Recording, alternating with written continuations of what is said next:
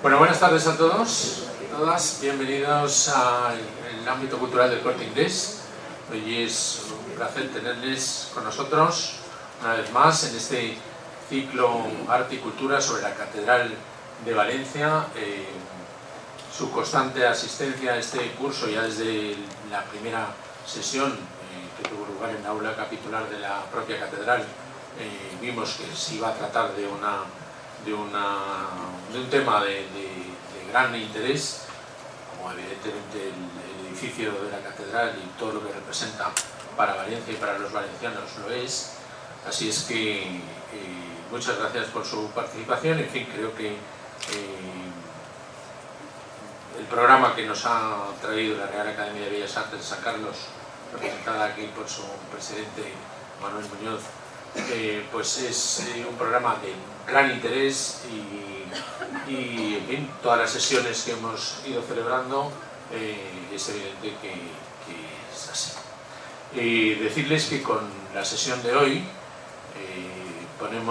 abrimos un paréntesis para el verano, un paréntesis estival, y recuperaremos nuevamente ya en el mes de octubre, el martes 25 de octubre, tendremos la siguiente sesión, que será Tesoros del Archivo de la Catedral de Valencia, y nos marquen en sus agendas porque luego ya tenemos la sesión de noviembre, que será en el Salón de Actos del Museo de Bellas Artes, y la última y definitiva, que será el día 13 de diciembre en esta misma sala. Saben que nosotros tenemos el ámbito cultural, tiene una colaboración estrecha con la Real Academia de Bellas Artes y que estamos orgullosos de mantenerla en el tiempo. En breve resolveremos y conoceremos el concurso de pintura Real Academia de Bellas Artes, ámbito cultural del Corte Inglés. Aprovecho para saludar a María Benet, la responsable del ámbito cultural, que se encuentra en el fondo de la sala, y decirles que, en fin, estamos también ansiosos por conocer el resultado de los expertos de la Real Academia en la cantidad de pintores que se presentan en ese ámbito, que no tiene en principio nada que ver con este. Pero, bueno, y decirles también, por supuesto, que estamos muy contentos de contar hoy con la presencia del reverendo don Jaime Sancho Andreu, que doy la bienvenida también y agradezco su presencia. Seguro estamos todos interesadísimos en conocer en acceder a sus conocimientos, que son muchos sobre la catedral y en particular sobre la historia de la liturgia en la Catedral de Valencia, que es el tema sobre el que disertará. Sin más, quiero ceder la palabra a don Manuel Muñoz y reiterarles nuestro agradecimiento del Corte Inglés por su presencia hoy aquí y animarles a seguir participando en esta sesión. Si tienen acceso al programa, que veo que lo tienen ahí, que sepan que ahora hay una parada estival y que en octubre retomamos nuestras sesiones. Muchas gracias. Bueno, muchas gracias, don Pau Pérez Rico, que es la personalidad de mayor responsabilidad en el ámbito que nos ocupa y que gracias a su magnífico hacer y su disposición hace posible que estas conferencias y este ciclo se lleve adelante.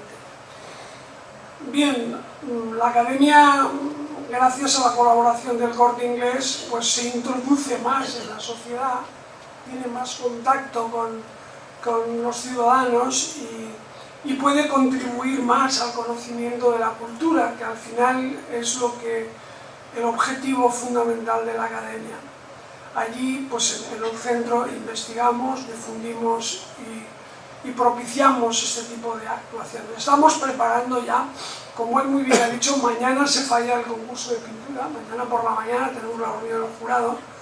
Se han presentado trabajos de toda España, más de 60 obras que hemos seleccionado, y dentro de un mes tendremos una reunión para preparar el ciclo del año que viene, que ya les anuncio que también será, esperamos que sea de gran interés, porque estamos fichando a los mejores especialistas en unas materias de arte muy importantes. Tenemos ya diseñado el del año que viene y el del siguiente, es decir, que los vamos a enganchar. porque les va a gustar mucho y vamos a disfrutar todos juntos. Bien, hoy tenemos con nosotros al muy ilustre señor don Jaime Sancho Andreu. Él, como ustedes saben, es canónigo conservador del patrimonio artístico, catedrático de la Facultad de Teología de San Vicente Ferrer de Valencia, doctor en Teología, y al que yo conocí hace ya en el año 2001, en una circunstancia muy especial.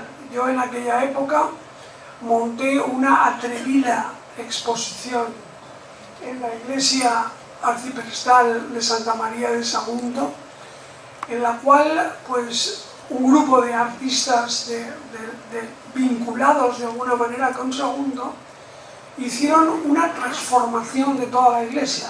Es decir, que el motivo de la exposición era el Génesis 1 y 2, ¿no?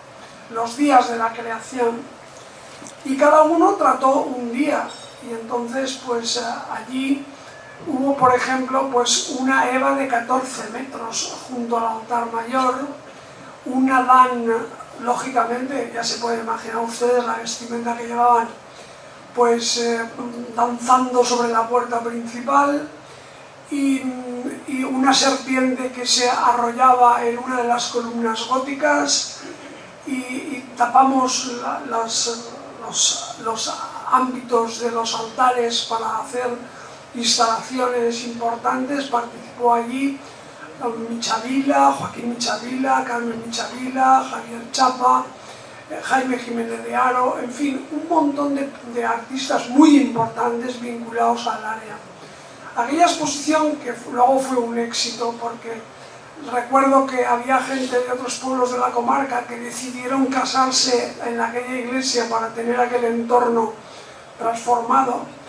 Sin embargo, pues el día de la inauguración, pues yo tenía miedo, porque yo digo, aquí esto era muy atrevido, y claro, don Jaime Sancho era el representante del patrimonio de la catedral y de la iglesia diocesana, y entonces pues la verdad es que yo pensaba, digo, a ver qué dice este señor, ¿no? Pero bueno, la verdad es que fui muy benévolo, le gustó aquello, y luego vino una peregrinación, sí, de gente.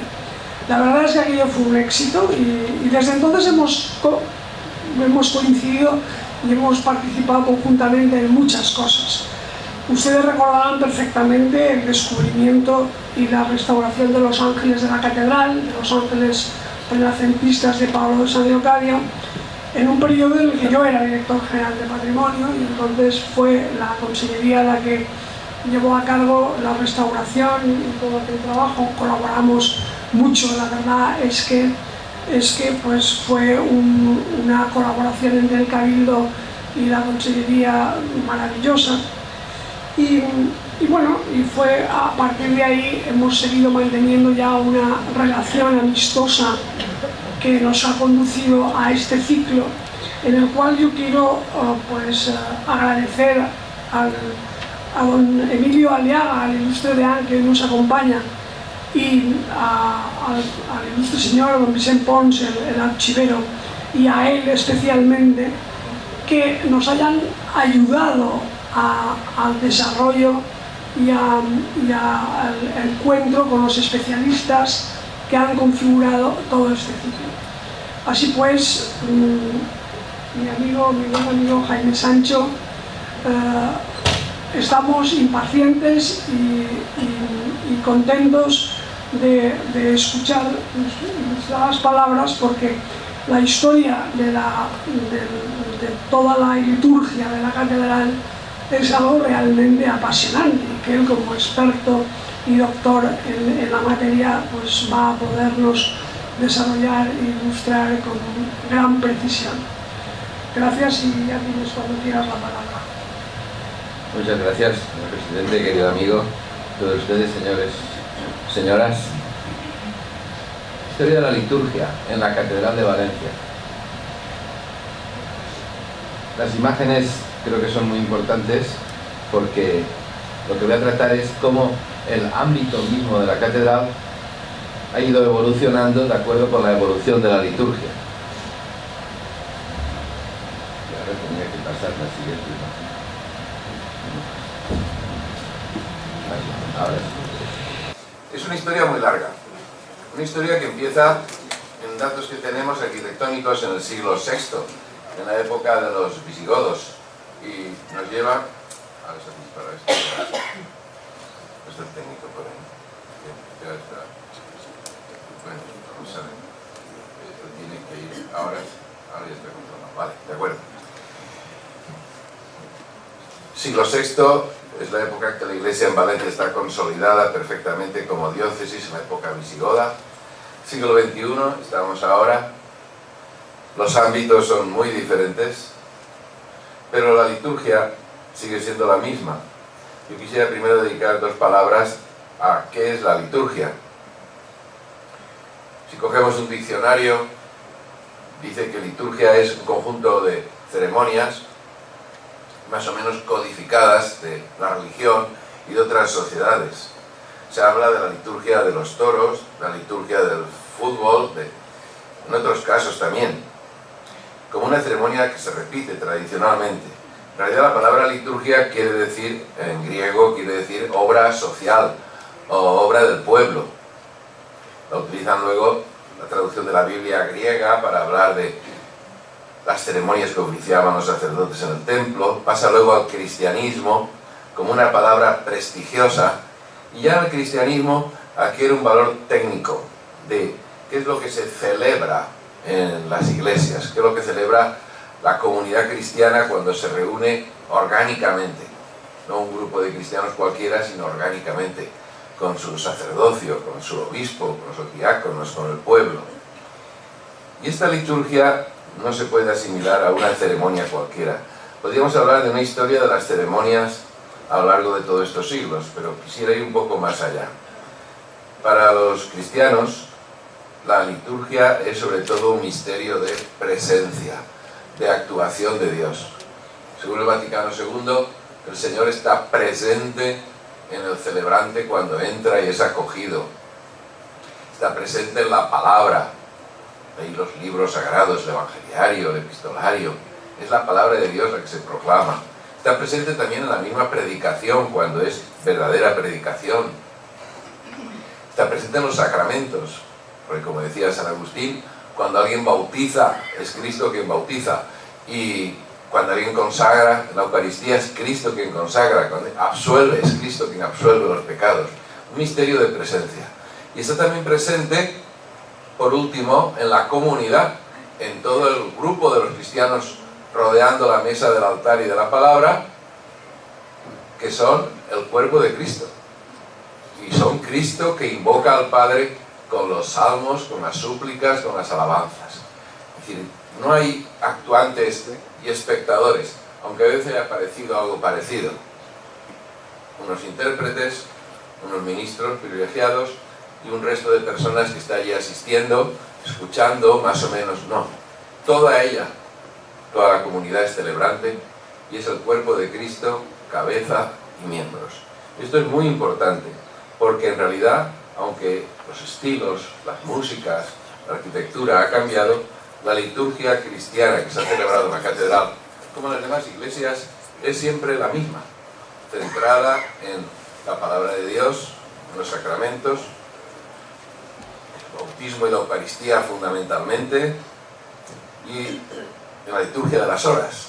Una catedral es un sitio donde se celebra la liturgia de las horas, donde tiene la cátedra del obispo, por eso se llama catedral, y donde además se tiene una oración permanente y solemne por toda la iglesia. Y eso nunca ha cesado en la Catedral de Valencia. Gracias a Dios seguimos manteniendo un culto diario solemne, la misa, el canto gregoriano, el oficio divino, los laudes, la hora intermedia, a veces las vísperas también, a veces la vigilia, el oficio nocturno. Todo esto ocurre, y esto tiene un marco, una forma de realizar.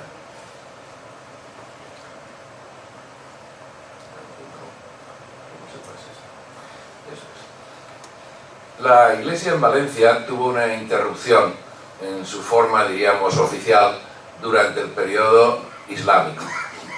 Sigue habiendo cristianos en Valencia, llamados mozárabes, obispos ocasionalmente.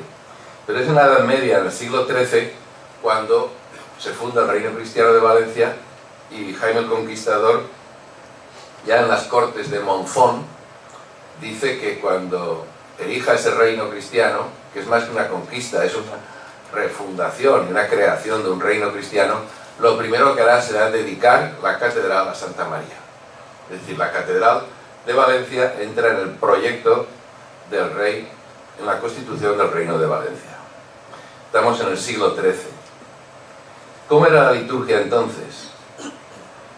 Pues era la liturgia ya llamada gregoriana, la liturgia romana. Habían desaparecido gran parte de los usos litúrgicos propios de España, de la liturgia hispánica y mozárabe. En esta época tenemos documentos preciosos en la catedral. Por ejemplo, vemos aquí ese dibujo, esa escritura gótica, que es el ceremonial de Vidal de Blanes, un obispo del siglo XIV, que viajó a Aviñón y se trajo varios recuerdos. El plano de la capilla del Santo Cáliz, que ha tomado del Palacio de Aviñón, y un ritual de los sacramentos precioso, pintado allí en Aviñón, donde se ve al obispo celebrando desde el bautismo hasta las exequias, la dedicación del altar, las órdenes, todo en viñetas, como esta que vemos aquí, que representa una ordenación. Nos damos cuenta entonces de varias cosas. Una, la idealización de las figuras en una gran juventud, todos ellos. En realidad, en una iglesia de jóvenes, porque muy poca gente sobrepasaba los 30 o los 40 años de edad. Y en segundo lugar, unas celebraciones relativamente sencillas en su ejecución, pero con una particularidad.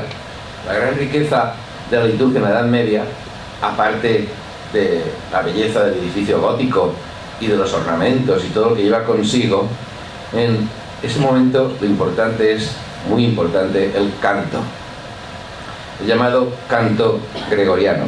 Es una aportación fundamental a la historia de la liturgia en la Edad Media. El canto gregoriano todavía sigue existiendo. En aquella época no había libros como ahora tenemos impresos todos. Había unos grandes libros, hablaremos después.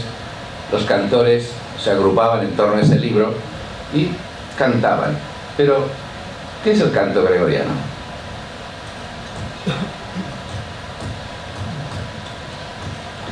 Hay un demonio suelto por ahí. El canto gregoriano se atribuye a San Gregorio Magno, que murió en el año 600. Hay muchos dibujos antiguos y modernos como este, donde se ve a Papa Gregorio recibiendo la inspiración del Espíritu Santo y dictándole a un copista que va escribiendo en el libro las notaciones. Eso en realidad es una leyenda.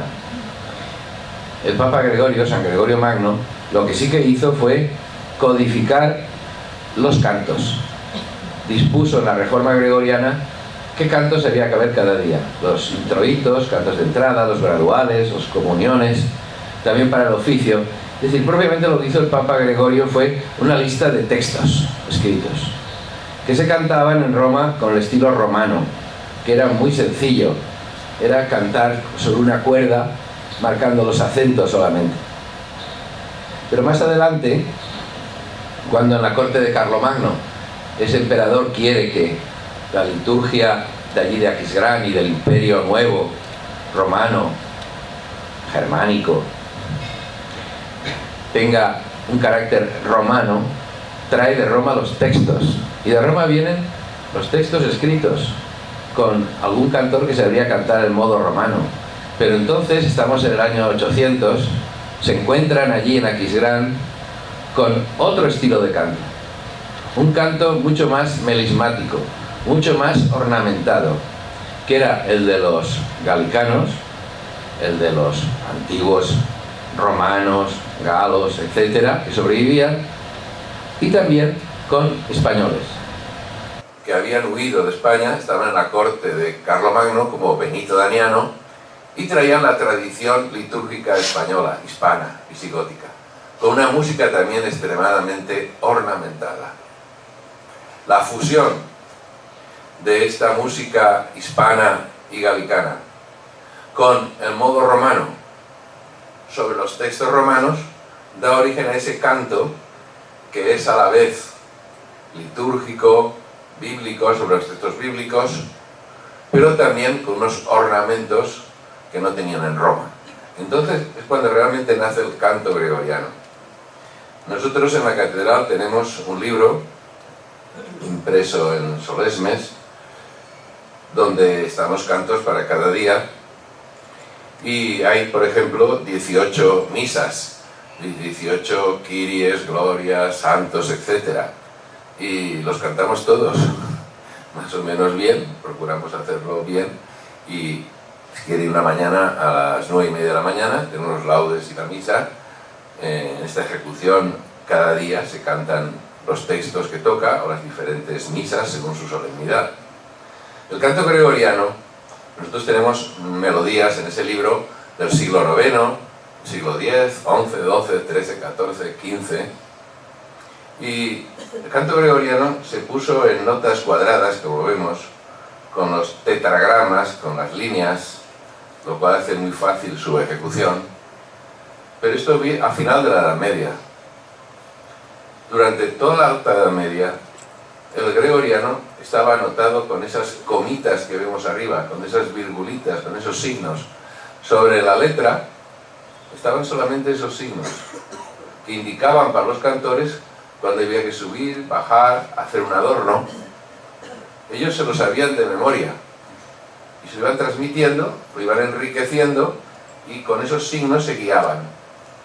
Actualmente, las publicaciones de canto gregoriano, la que tenemos nosotros, solamente tiene las notas cuadradas, pero las que cantan los especialistas llevan las notas cuadradas y han sobreimpreso las indicaciones antiguas, que era la música de antes, que indican unos matices que solamente saben hacer los especialistas. Los especialistas, cuando nos oyen cantar, a los que cantamos con notas cuadradas, dicen, ay, bueno, pero vamos a ver, estamos manteniendo. Es una cosa muy refinada, muy refinada. El canto gregoriano no es un canto para asambleas, no es para cantar toda la gente, es un canto para pequeños grupitos de cantores, 3 cantores, 4 cantores, 5 cantores, uno solo, porque tiene también una parte libre, no se mide como el otro canto, sino que es una cosa espiritual que la lleva a la persona, acelera más. En fin, es una de las maravillas europeas, de la cultura europea, que ha llegado hasta nosotros. Tenemos grabaciones también muy buenas de España, de Silos y de otros lugares de Europa. Pero por decir lo que es, cada gran monasterio, San Gal, Silos, Solesmes, tiene un estilo de cantar al gregoriano. Y no es lo mismo, porque como digo, no es una cosa marcada como es la notación moderna de la música.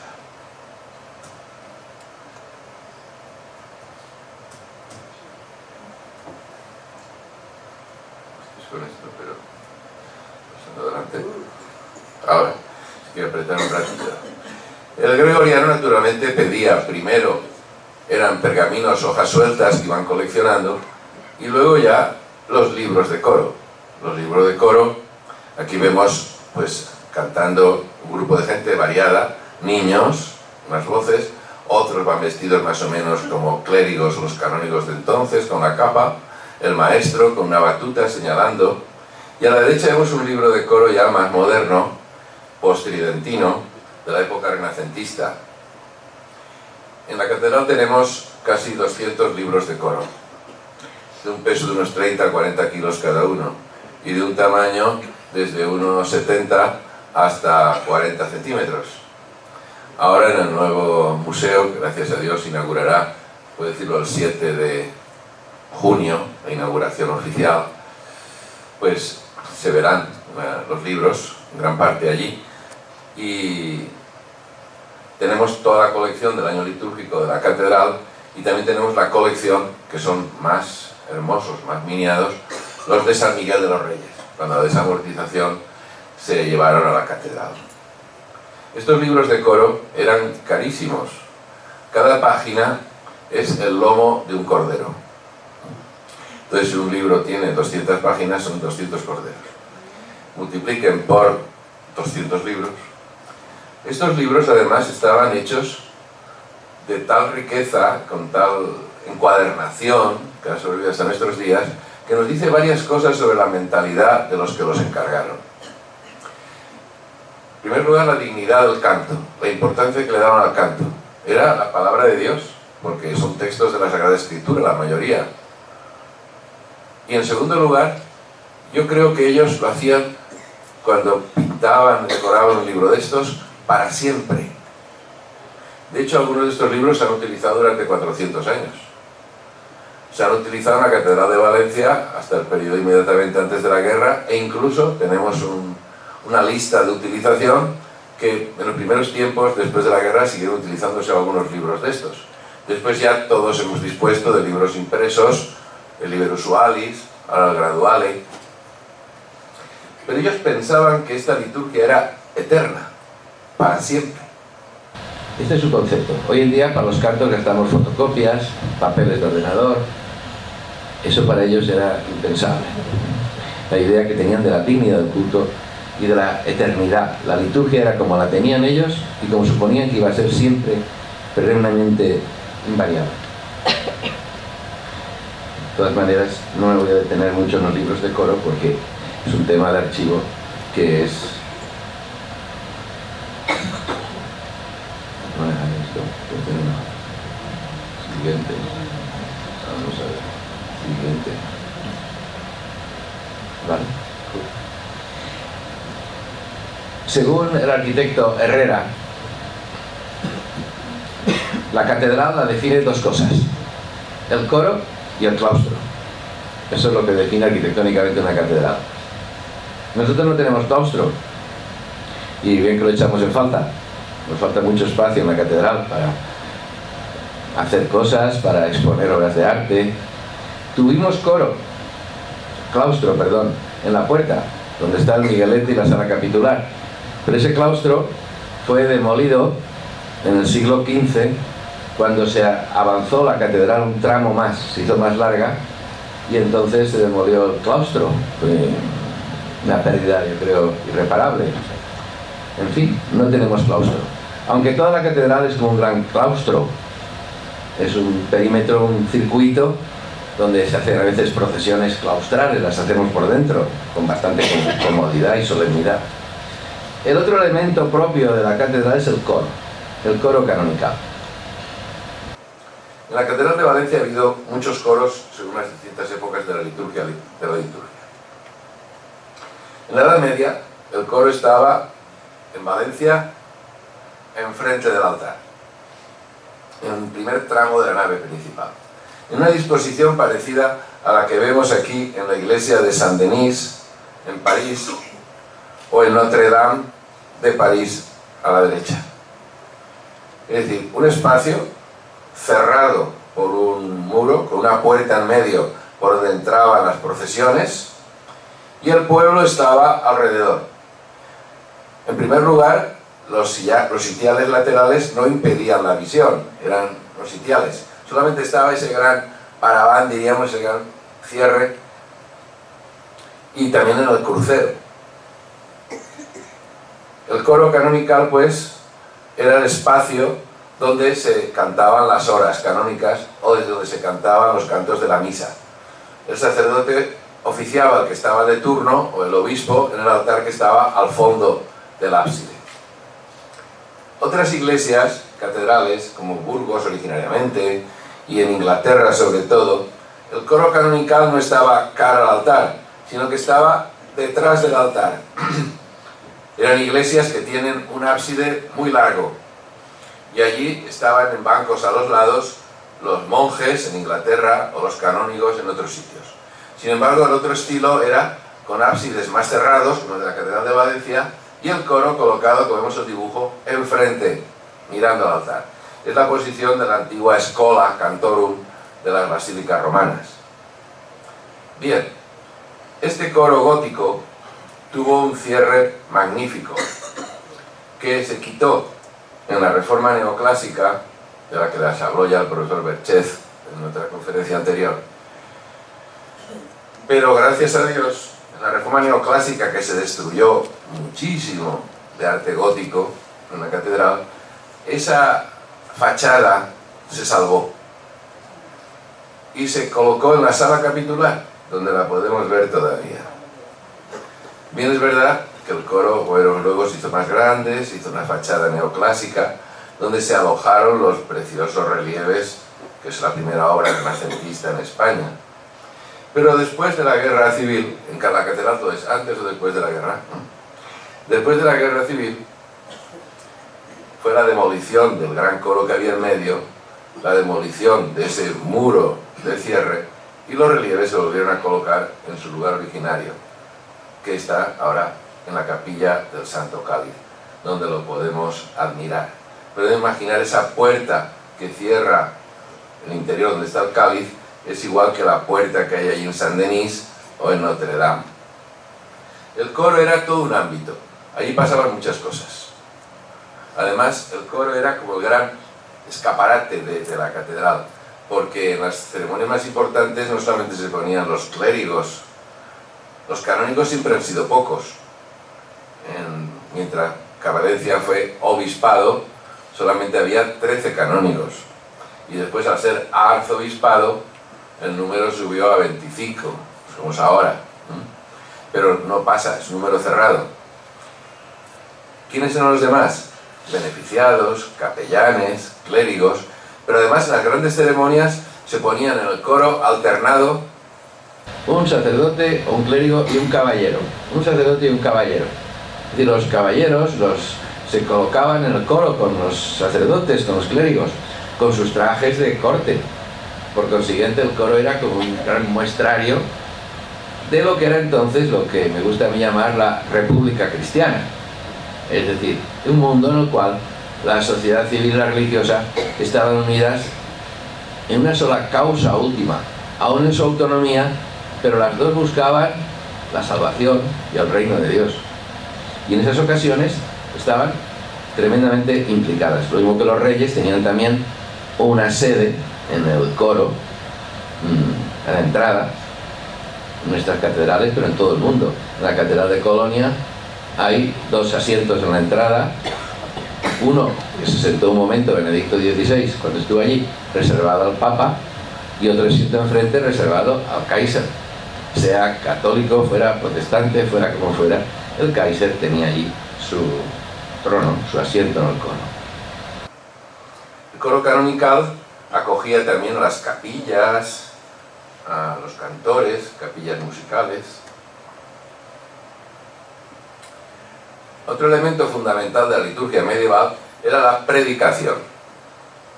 Había largas predicaciones. La Catedral de Valencia se diseñó en el siglo XIII, toda ella, porque hasta que se construyó durante mucho tiempo, pero el solar se marcó ya cuando se bendijo, el solar, sacrificando la altura por la amplitud.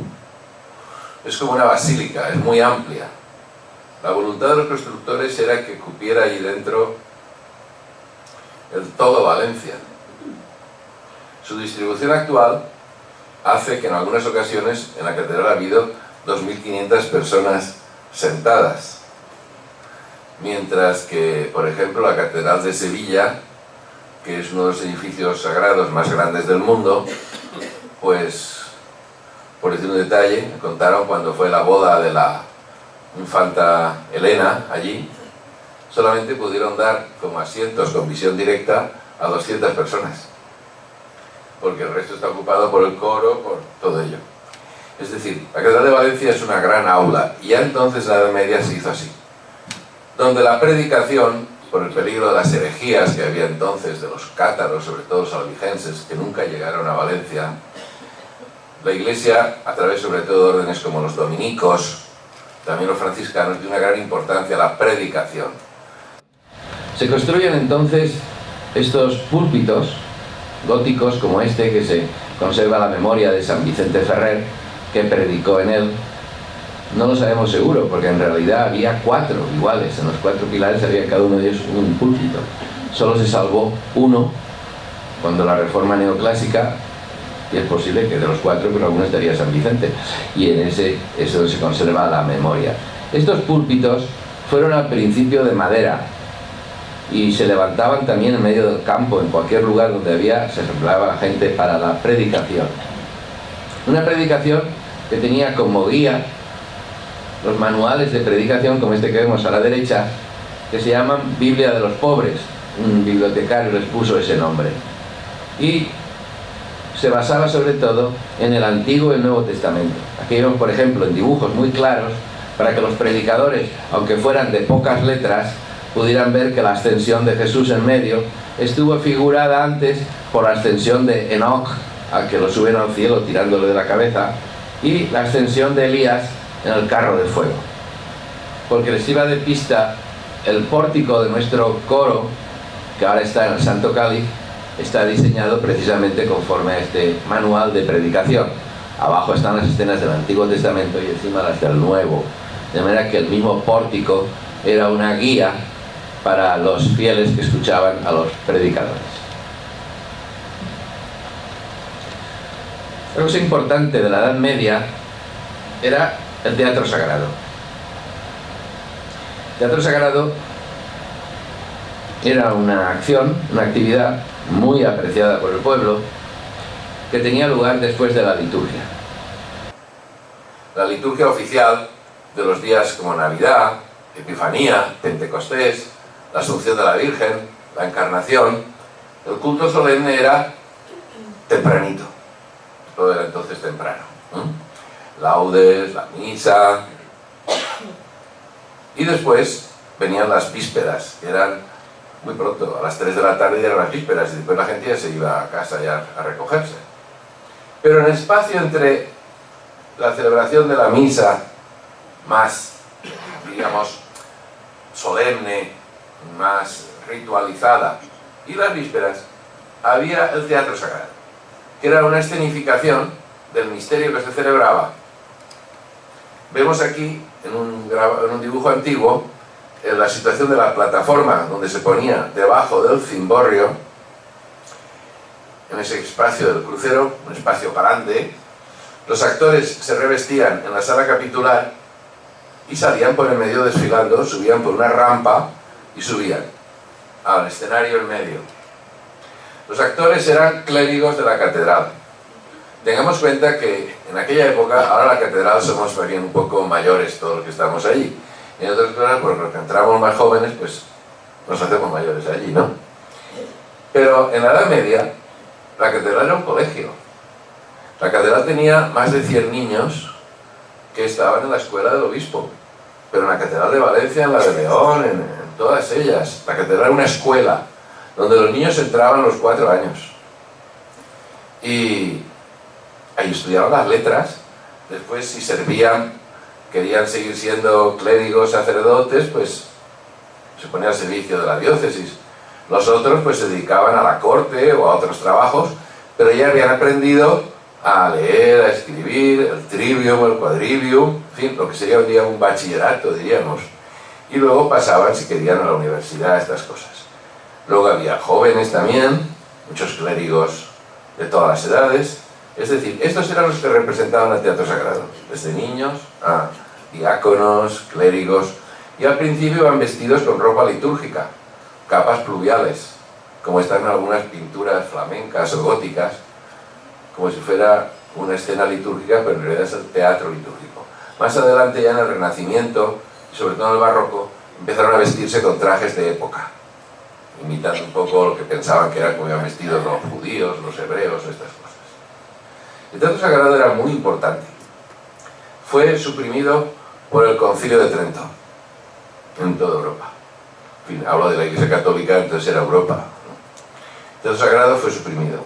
Sin embargo, los jesuitas lo siguieron manteniendo, sobre todo en América, su gran obra civilizadora de América, de las reducciones, y tenían unas celebraciones operísticas impresionantes, con música, con los indios que fabricaban violines y oboes, que los compraban en Europa porque eran mejores que los fabricados en Austria o en Italia. Toda esa obra magnífica terminó con la expulsión de los jesuitas y la destrucción de las reducciones en el Paraguay, en Uruguay y en Argentina. Yo creo personalmente que la historia de Sudamérica está equivocada desde ese momento, desgraciadamente. Pero en fin, una obra maravillosa. Aquí en Valencia tenemos el único teatro sagrado que sobrevivió a Trento, por una bula, por un decreto especial del Papa. Nunca he sabido por qué el Papa privilegió a Elche precisamente con ese privilegio de conservar el teatro sagrado, que es el misterio de Elche, de la Asunción, que es un monumento de la humanidad, cultural, etc. Hemos de pensar que el misterio de Elche es una ampliación del de la Catedral de Valencia. O sea, la consueta de la Catedral de Valencia llegó a Elche, según la historia, milagrosamente en una caja que la llevó el mar con una imagen de la Virgen.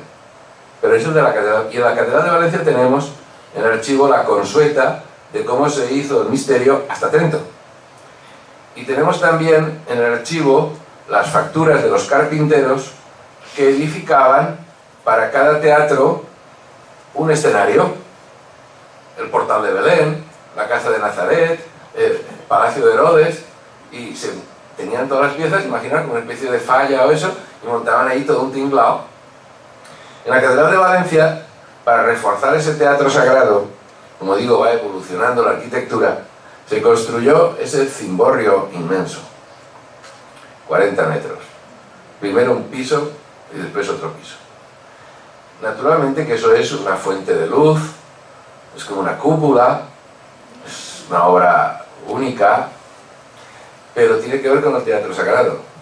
En el primer piso había una barandilla que se quitó cuando hizo la restauración, y hay unas ventanas que se podía pasar, y ahí arriba se colocaban 100 niños vestidos de ángeles, que cantaban desde arriba en el teatro sagrado. Y un chantre, que era el Padre Eterno, con una voz baja, cantaba desde arriba, oh, veni, esposa mía, ¿no? En la Asunción, tal, y los ángeles. Es decir, lo que Wagner diseña para el teatro de Bayreuth, para representar el Parsifal, etc., lo teníamos aquí en Valencia ya hace mucho tiempo. Pone un poco los pelos de punta a pensar en lo que debía ser aquello, ¿no? En fin, fue toda una etapa. ¿Y qué ha quedado aquello? Pues todo renace, todo acaba saliendo, porque ahora hemos vuelto a recuperar un poco ese teatro sagrado, ¿no? En la representación de la Sibila, el cant de la Sibila, que se hace como preparación de la Navidad. Y hace varios años, pues gracias a Dios, con unas colaboraciones muy buenas, con Capella de Ministrers, con los instrumentos, que son una copia, réplica hecha de los que tienen los ángeles arriba. Oímos la música de los ángeles, y vemos ahí los representantes, el diácono, el obispo, los profetas, la Sibila, que no se ve aquí, que es un niño, una representación magnífica, que ya este año pasado la pudimos retransmitir también por internet al mismo tiempo, y que creemos que esto irá mejorando. Si Dios quiere, pues la catedral se queda pequeña para la representación de la Sibila, el cant de la Sibila. Y la tradición recuperada no es aquello, porque aquello era en el centro, con un artificio, con una arquitectura, los niños allá arriba, en fin. Pero, en fin, nos recuerda un poco lo que debía ser aquello. El culto, al final de la Edad Media, sobre todo, se va privatizando la historia de la liturgia. Es verdad que hay un culto solemne, en el altar mayor, en el coro, pero en realidad las catedrales y la nuestra, la gente deja de ir más que en algunos días especiales. La catedral deja de ser un sitio de devoción, porque la devoción la tienen en los grandes conventos. Las grandes iglesias de Valencia son San Agustín, de los agustinos, la actual Santa Cruz, de los carmelitas, las varias iglesias de los dominicos, las varias iglesias de los franciscanos, y la gente es a lo que iba allí, a las predicaciones, a las novenas, a la dirección espiritual, porque los religiosos en ese momento asumen el papel de liderazgo de las conciencias y de la formación de las gentes. Y la catedral, aparte de algunos días solemnes de culto episcopal, que la gente iba y por el teatro sagrado, se convierten en ámbitos cada vez más privatizados. Es la época de las rejas. En muchas catedrales todo está enrejado, con rejas incluso muy tupidas, como esta de la capilla de San Pedro, que se ha conservado y la hemos restaurado recientemente. La misa deja de ser un acto de comunidad para convertirse en un acto más bien privado. Muchas misas se celebraban en todos los altares, no había concelebración.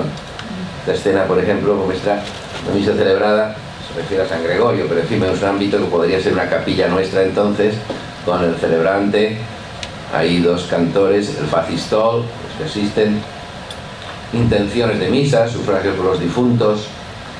El mismo espacio central se privatiza, porque los coros, y el de Valencia no es menos, como veremos luego, se hace muy grande, muy alto e impide la vista. E incluso parece que la gente sobra en los actos de la catedral. En la catedral de Toledo hay unos letreros a los lados del coro, que hay en la catedral de Toledo que dice: está descomulgado el que se pasee por alrededor del coro durante los oficios. O sea, es una amenaza ya. No sabían qué hacer, y para que la gente no estuviera rezando sus cosas por ahí, por las capillas y tal, pues si no se letero, está descomulgado. No es que hacían después como lo volvían a comulgar o qué pasaba con todo aquello. Pero son avisos que se ponen a veces y que la gente no hace mucho caso, que digamos, como guarden silencio, vayan bien vestidos y cosas así. Renacimiento, una gran revolución, vuelta a los estilos clásicos, pero en la iglesia, en el culto, el Renacimiento significó también una cierta secularización.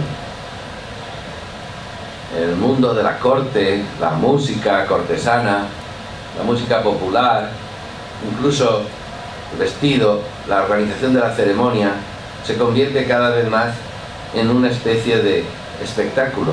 No un espectáculo en sí mismo, sino como algo que se ofrece a Dios. Un acto hermoso, bello, que como tal, y entonces pide el mayor cuidado en todo ello y la mayor exquisitez en la música. Esto se acentúa con el barroco.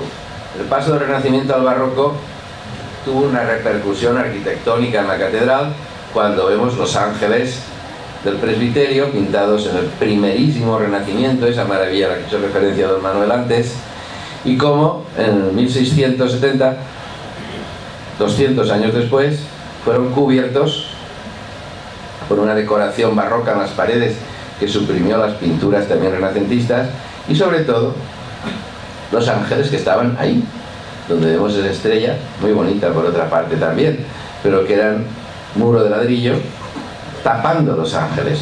Como podrán observar, en la restauración se han respetado los nervios de la parte decorada, y el resto de la cúpula está toda guardada, numerada, para que se pudiera montar en otro sitio, aunque en realidad son ladrillos con estucos dorados. Todo el resto lo destruyeron, los ángeles no. Les tuvieron miedo. Hicieron sobre ellos unos dibujos, querían pintar encima, probaron a picar, y al final decidieron taparlos con esa cáscara. Pero cuando los taparon, les pusieron pegotes de yeso en los ojos, en la boca y en los oídos. Y los tuvimos que quitar cuando la restauración. Es decir, los taparon, pero dijeron ni ven, ni hablan, ni oyen. Un temor un poco como supersticioso a aquello que iban a dejar tapado ahí detrás, ¿no? Trento es muy importante para la historia de la liturgia, el Concilio de Trento.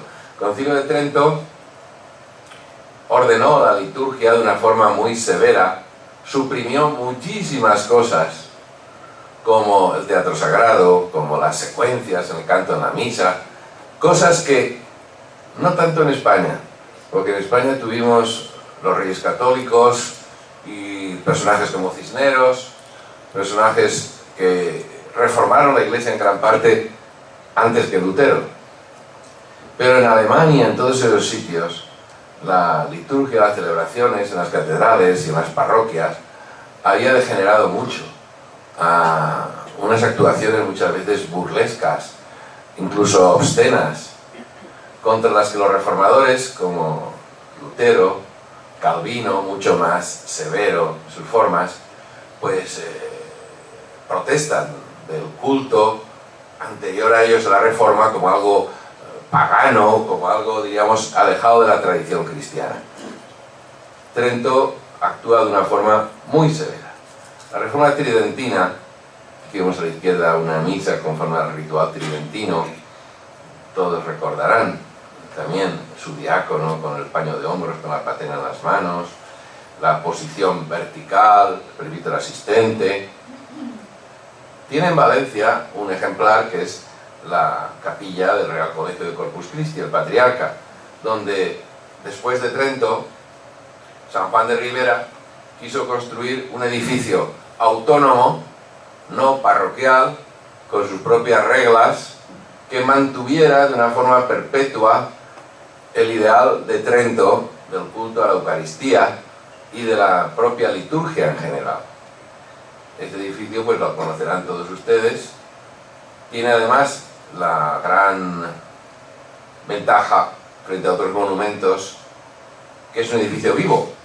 O sea, en la capilla del Patriarca no es un museo que se vaya a ver y decir aquí se hacía esto, aquí pasaba tal cosa, ¿no? Se sigue haciendo, se sigue celebrando con la liturgia, ornamentos, cantos, etcétera, adaptada a los cambios que ha tenido la Iglesia después, pero con el respeto, con la ceremonia, incluso con el estilo de las constituciones del Patriarca. Eso, la autonomía de ese colegio como tal, ha permitido, y también el interés que ha habido generación tras generación, de conservar ahí un testimonio vivo. Eso es muy importante, porque vamos al Palacio Real y decimos, bueno, el Palacio Real, pues aquí están los reyes, y vemos las cámaras donde vivían, donde dormían, donde comían, el teatro, la capilla, sí, pero allí no vive nadie. O Versalles, o... No, esto es un sitio que está cumpliendo perfectamente la misión para la que fue construido y decorado. La Reforma tridentina, de alguna manera, fue una poda, una poda de todo lo anterior. Pero litúrgicamente significó también el comienzo de una nueva forma en el barroco, en el neoclásico, también, que es la que ha llegado hasta nuestros días. En el Renacimiento tienen mucha importancia en la liturgia las llamadas capillas o escolanías de música. La capilla de música ya no eran esos cantores de gregoriano, esos solistas, esos pequeños grupos que cantaban la música gregoriana, muy hermosa, pero también muy austera, apenas sin acompañamiento musical, vocal solamente. Las capillas de música, formadas por niños cantores, como vemos aquí en estos relieves de Luca de la Robbia, de Florencia, muy semejante a lo que debía haber aquí en Valencia, que llevan libros, ya llevan rollos de pergamino, tienen una cosa que no había en la Edad Media, la polifonía. La música se hace polifónica. Una voz es la de los tiples, otra la de los sopranos, otra la de los bajos, y los instrumentos van entrando en estas capillas. Los ángeles son una muestra de estos instrumentos que empiezan a entrar en la liturgia. Ahí tenemos un ángel con el órgano, un órgano que es un instrumento, ¿veis?, para estar apoyado en una mesa, pero el ángel lo lleva, porque es un ángel y tiene mucha fuerza, lo lleva así en el aire, ¿no? Y con la mano izquierda está dándole al fuelle para inyectarle el aire, y con la mano derecha va tocando con las teclas una melodía que no podía ser complicada, ni con acordes. Los instrumentos tienen la función en ese momento de reforzar el canto, apoyar el canto. Tanto esto como instrumentos de cuerda que se van introduciendo en este momento. Pensemos que los instrumentos en la liturgia es una característica de la liturgia romana, que es la nuestra, porque las iglesias orientales, rusos, griegos, bizantinos, coptos de Egipto, siriacos, caldeos, todas estas liturgias orientales continuaron con la tradición judía de la sinagoga y no tienen instrumentos musicales, ni órganos, ni violines, ni nada de nada. Es la voz humana solamente.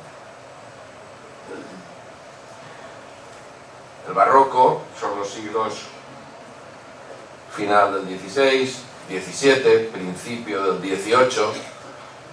Es una época en la que la contrarreforma, diríamos la reacción católica post-tridentina frente a la reforma protestante, es lo que dice el Concilio de Trento en el decreto de la Eucaristía, donde dice al final que las ceremonias en honor de la Eucaristía, procesiones, exposiciones, etc., deben tener tal esplendor, dice, que los herejes, sorprendiendo aquello, caigan de rodillas y reconozcan su error. Eso lo dice el Concilio de Trento. Eso trae consigo cosas como las rocas, la procesión del Corpus, el patriarca, la música barroca y muchas más cosas en ese momento. Pero pensemos que la intención es también, no es el lujo, es una cosa teológica y apologética, que los herejes caigan de rodillas ahí, se den cuenta de su error, de su pobreza, ¿no? Es una idea idealista, pero que se concretó en una forma litúrgica, en una música, en una arquitectura. Este cuadro de un pintor moderno del siglo XIX representa las bodas de Felipe III y en la Catedral de Valencia, presididas por San Juan de Ribera. Vemos el retablo abierto, a la izquierda la escena de la Virgen subiendo las gradas del templo, y detrás, idealizado, el retablo de plata que se perdió en la Guerra de la Independencia. Es una reconstrucción histórica, pero dando cuenta un poco de esa mezcla de cortesano y religioso, ese abigarramiento de los vestidos. Y en la catedral significa la creación del nuevo coro. El nuevo coro que se retrae un espacio atrás para dejar más espacio a la gente, y en vez de un tramo ocupa dos tramos. El coro de Valencia era enorme. Fue acabado en tiempos del arzobispo Fabián y Fuero, ya en plena Ilustración. La sillería era igual que la del Escorial, pero con más calidad, pero la estructura la misma que la del Escorial. Vemos en medio el facistol para los libros y los dos órganos a los dos lados, el órgano mayor y el órgano menor. La cancela de bronce, la vía sacra, que es un camino que iba hacia el altar, donde se iba y se venía procesionalmente, y una fotografía del órgano que era del Renacimiento, con unas puertas, las conservamos todavía en la capilla de San Pedro y en la sacristía, se cerraban y se abrían, pero luego en el barroco es ampliado. Se utilizan los materiales del Renacimiento como adorno, pero el órgano crece muchísimo más, ocupando un espacio completo de la nave lateral. Ese es el órgano mayor. Está el órgano menor enfrente con sus tribunas. Este órgano fue evolucionando después con la introducción de la energía eléctrica, de los inyectores de aire, y ya no lo tenemos. Fue vaciado, saqueado en la revolución, en la guerra civil, se llevaron todos los metales, todo ello. Y ya después de la guerra se prefirió reinstalar, aprovechando parte de la carpintería, en un espacio más litúrgico, como el coro de los canónigos se pasó al ábside y se demolió toda esa estructura para que dejara el espacio abierto, pues también los órganos se montaron detrás. Ha estado más o menos provisionalmente y recientemente se ha vuelto a llenar, a ocupar el órgano con una instalación, un órgano actual que ya saben, muy importante, hecho por unos organeros franceses y con todas las garantías de la técnica. Tuvimos una serie de conciertos de órgano muy publicitados y con un gran éxito, ¿no?, en su inauguración, con especialistas que vinieron de Europa, de España, de los mejores. Vamos a seguir viendo lo que significó para la catedral esta evolución de la liturgia en la reforma llamada, podríamos decir, ilustrada, la reforma barroca que se culmina en la Ilustración. En realidad la catedral actual dicen que estaba recubierta de barroco, pero no es barroco, es un neoclásico, neorrenacimiento del siglo XVIII. Barroco en la catedral solo hay el ábside, donde está actualmente el coro, las paredes del ábside, y la capilla de San Pedro. La capilla de San Pedro, que está junto a la de Santo Cáliz, la aula capitular, está la capilla de San Pedro, también recuperada, modernamente restaurada, en lo que ha sobrevivido. Esta catedral ilustrada busca sobre todo una religiosidad, una forma litúrgica de nuevo austera. La Reforma es siempre queriendo volver a lo original, a lo auténtico, una austeridad frente al barroco. La catedral, antes de esta reforma ilustrada, vemos aquí el coro enorme, en medio ocupando dos tramadas. La catedral antes de la Ilustración, 1750, empieza con orbe y después con mayoral y culmina con Fabián y Fuero, tenía más de 90 capillas. Cada capilla significaba un retablo gótico renacimiento, una verja, unas lámparas de plata, una sepultura y en algunos casos, cada exterior, una vidriera. Todo eso fue destruido, arrasado. Solamente la sala capitular se quedó gótica igual, porque ahí se refugió el culto durante aquella reforma, y fue racionalizada. Desaparecieron las antiguas capillas de nobleza, de los gremios, zapateros, pelaires, plateros, las corporaciones de San Jorge, es decir, toda la historia medieval y de la época de los Austrias desapareció de la catedral. Y lo mismo el estilo de celebración. La Catedral de Valencia fue como el buque insignia de la Ilustración. Aquí estaba Mayoral, que tenía toda la confianza de Carlos III, y hizo muchas obras, escuelas, carreteras, hospitales, y la catedral fue, con su gran, diríamos, profanación o destrucción de toda su historia anterior, un modelo de que los tiempos eran nuevos, que la historia empezaba de nuevo en 1750. Como extremo de esta profanación, diríamos, de la historia anterior, está que las tumbas de los obispos góticas y posteriores se enterraron, para que desapareciera su memoria. La historia religiosa de Valencia empezaba en 1750. A veces hablamos de profanaciones actualmente o negaciones de la historia, etc., pero en el pasado ha habido importantísimas. Y ahora estamos sacándolos de nuevo. Apareció Raimundo Gastón en su sitio, aquí en esta capilla de San José, al hacer la tumba para don Agustín García Gasco. Y vemos cómo era la catedral en el año 2006, cuando Sanchis Ibera publica su libro. Una nave lateral, el piso de piedra, que eran todas sepulturas, ahora es todo de mármol, el coro que ocupaba todo, y se convierte todavía en un gran deambulatorio. Y en medio un espacio donde ocurrían cosas, se oía la música, había más cosas también. Tenemos un cuadro, que ahora vamos a ver si le encontramos un lugar en el nuevo museo, cuadro pequeño, de final del siglo XIX, ya no porque sabemos que es de entonces, donde se ve la catedral como era entonces. Es la catedral barroca e ilustrada. Los arcos góticos han sido sustituidos por arcos de medio punto. Vemos a un predicador, un canónigo, con el mismo hábito que ahora, con la pelliza blanca de invierno. No sé, es un cuadro muy oscuro. Debajo las piadosas mujeres ahí en el crucero escuchando. La vía sacra para las procesiones que iban y volvían del coro. La gran reja de bronce que fue expoliada también en el 36. El púlpito donde solo predicaba el arzobispo. Y era un púlpito que podía predicar cara a la gente y también cara al coro. Se movía ahí, tenía dos posiciones distintas, de bronce también, y las lámparas de este espacio, diríamos, tenebroso.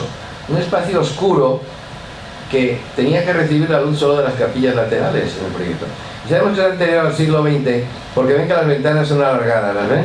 Esas ventanas en el 1900 se cerraron, se hicieron más pequeñas y se colocaron unas vidrieras muy oscuras, con lo cual el oscurecimiento era todavía mayor. De esta época lo único que ha sobrevivido es el púlpito.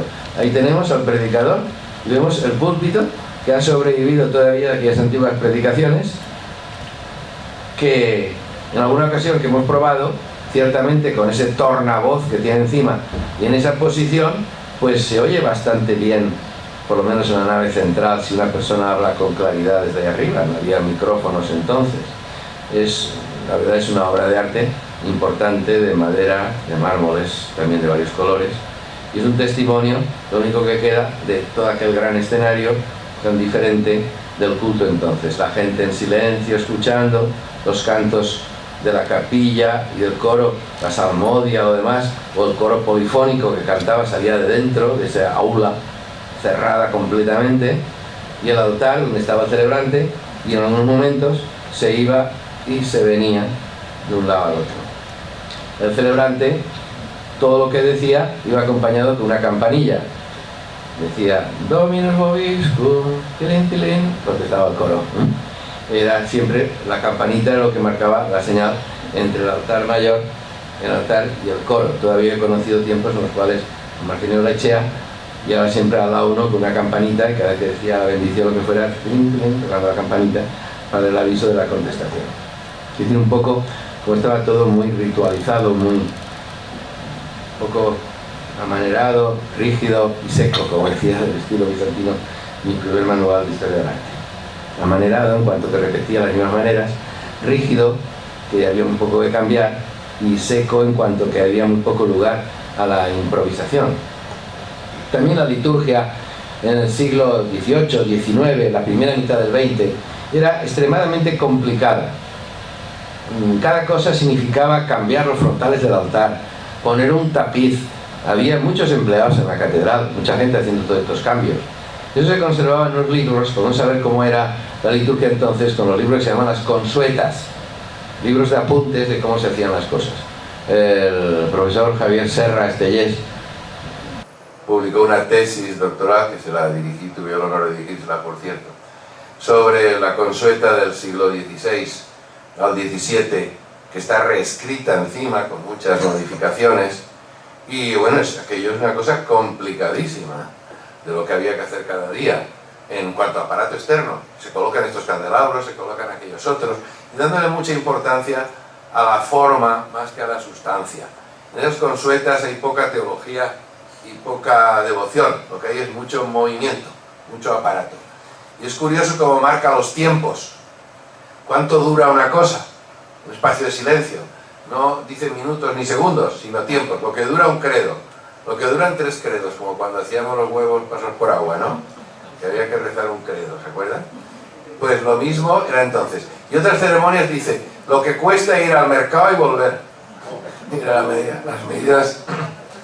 medidas del tiempo para las ceremonias. Y así está. No llevaban relojes, no.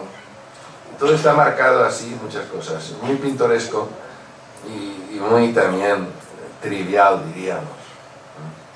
Porque la sustancia, pues, queda un poco lejos. En el siglo XX, la Catedral de Valencia ha habido muchas reformas, condicionadas por la liturgia, por el cambio en la liturgia. Ya San Pío X hizo una profunda reforma de la liturgia, suprimiendo los cantos de tipo operístico, imitando, que había cantos que imitaban a Wagner, a Rossini, a otros autores, ¿no? Y no, volviendo de nuevo, la vuelta a la severidad, el canto gregoriano, la polifonía romana clásica, el misal, nueva edición del misal, del breviario, volviendo al auténtico. Siempre estamos con lo mismo. La evolución de la liturgia es una vuelta a los orígenes y una renovación partiendo de lo que es lo auténtico, lo nuclear, lo original.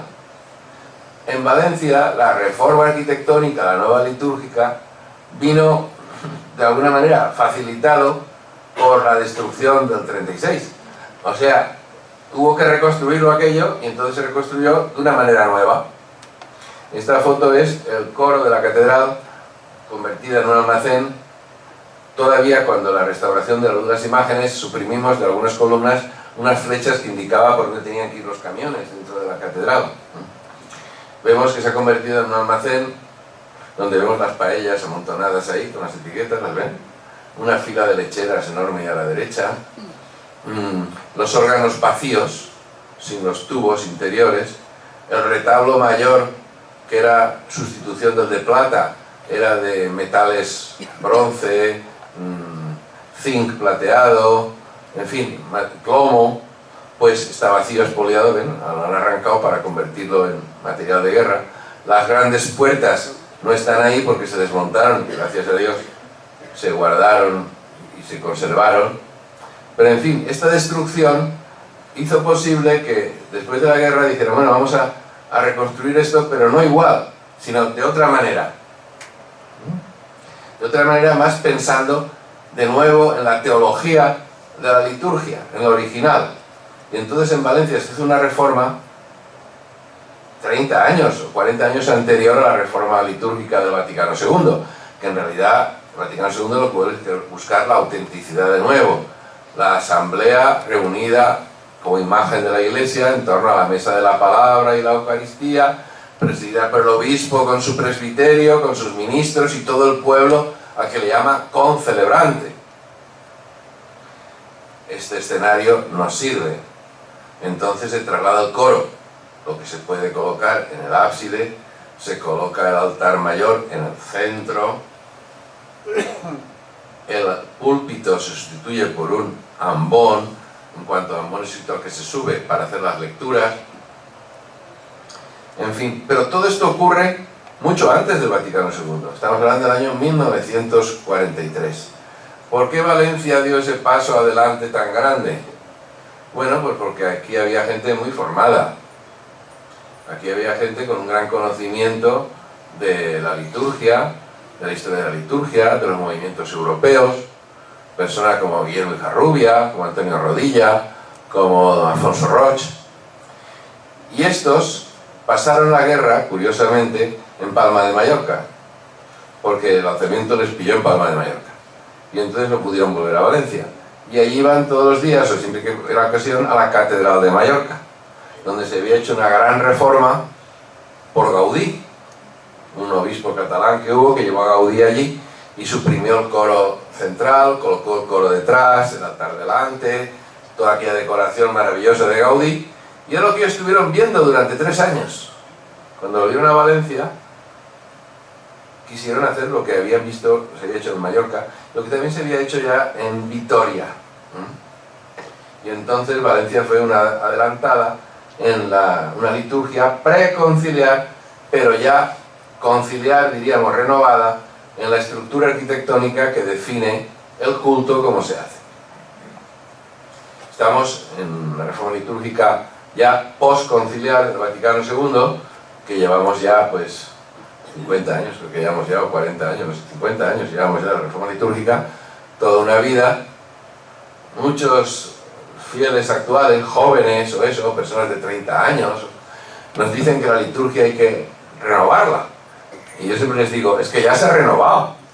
Es que la renovación del concilio fue profundísima. Y claro, no saben lo que era antes y claro, dicen, ya les parece viejo lo que tenemos ahora. El cambio escenográfico de la catedral en relación con la nueva liturgia es sensacional, pero estaba ya propiciado por la reforma del 43. En realidad, cuando se recuperó el estilo gótico a partir de 1970 en la nave, en los arcos ojivales, en vez de los circulares, se suprimió un elemento que había después de la guerra encima del altar, que era el baldaquino, el famoso baldaquino que edificó el arquitecto Traver. El baldaquino cerraba, era como una especie de jaula, era muy compacto, era un monumento que cerraba completamente el altar y además impedía la vista del retablo mayor, de todo aquello. Se quitó y actualmente ese baldaquino está instalado en la iglesia arciprestal de Liria. Allí está ahora. Y quedó libre todo el espacio del altar. Vemos pues esa representación de la Iglesia que dice el Concilio Vaticano II, que tiene la Iglesia su representación más plena en la celebración eucarística, donde es el cuerpo de Cristo. El obispo, que está aquí en este momento delante del altar, pero que su lugar propio es en la cátedra y en el fondo, con el presbiterio como la cabeza, y todo el cuerpo en forma de cruz aquí también, rodeando la mesa de la palabra, el ambón, y la mesa de la Eucaristía. Pueden ver la asamblea, que hay pocas catedrales en España, yo creo que ninguna, Mallorca, si acaso, que es inmensa y magnífica, que puede presentar una asamblea semejante a esa. Todos sentados ahí, imagínense la cantidad de personas, ahí hay más de 2000 personas, sentadas cómodamente, actualmente con unas pantallas de vídeo que están a las laterales y eso pueden seguir el acto perfectamente. muchas novedades en la liturgia, mujeres leyendo. Nunca se había visto eso, ni siquiera en las procesiones, en el corpus, las mujeres del corpus, Judith y compañía, eran representadas por jóvenes vestidos de mujer, ¿no? Eso está más claro que el agua. Pero, a partir de la Reforma Conciliar, pues las mujeres se incorporan a la liturgia, en las lecturas, en el canto, en los coros, las niñas, vemos aquí, ayudan a dar la comunión, menos en lo que es el ministerio ordenado estrictamente. Pues esto significa un cambio muy grande en el ambiente litúrgico. Vemos aquí una celebración de la noche pascual con un coro de niños que intervienen en un momento determinado. ¿Qué quiere decir eso? Una liturgia donde todo no está tan reglamentado, tan, diríamos, profesionalizado, donde en el momento solemnísimo de la liturgia pascual pues puede actuar en ese momento un coro de niños que tiene su actuación en ese momento. Después cantarán los canónigos con el órgano, con todo el pueblo, un canto más tradicional. Luego pasará otra cosa. Y al año que viene, la vigilia pascual será la misma, porque la celebración litúrgica es la misma, de la muerte y resurrección de Jesucristo. Pero la forma es más libre dentro de unas normas de la Iglesia. Y la Catedral de Valencia, todo el mundo que la visita, que está con nosotros, se admira de lo bien que funciona. Y es que aquí da gusto celebrar. Es un sitio que se adapta maravillosamente, tanto cuando es una acción popular con unos cantores, unos niños, como cuando canta el coro de la catedral, que es una escuela maravillosa. Siempre la catedral es un aula acogedora, sagrada para la liturgia. Y ya pues termino con esto, diciendo esto, lo que ha pasado, cómo ha sido una evolución de la historia litúrgica en una ambientación artística y musical que ha ido evolucionando con el tiempo. Muchas gracias.